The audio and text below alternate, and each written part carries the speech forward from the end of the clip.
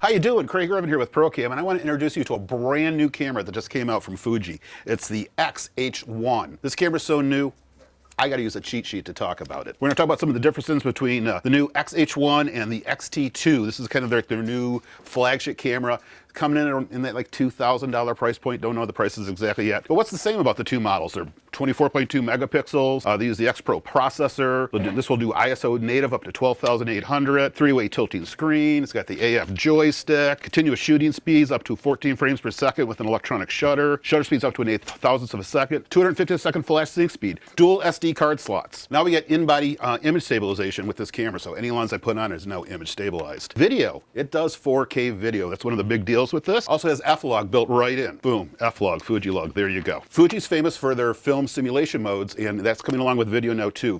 Fuji's Eterna film, electronic viewfinder, LCD monitors, LCD display on top. Body design and build quality, this thing feels like it's built by like a rock. It feels so good in your hands. What an awesome camera. Has an updated AF system, better AF performance with this camera. Electronic front curtain shutter. God, I said it right. Flicker reduction mode. It's a Bluetooth camera. Bonus, battery life. In conclusion, it's a big upgrade. It's a little bit more than X-T2, but it's offering you so much more.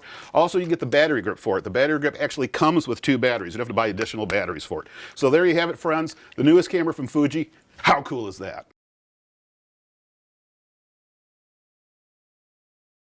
What else are we going to talk about? Electronic front curtain shutter. God, I said it right. Flicker reduction mode. It's a Bluetooth camera.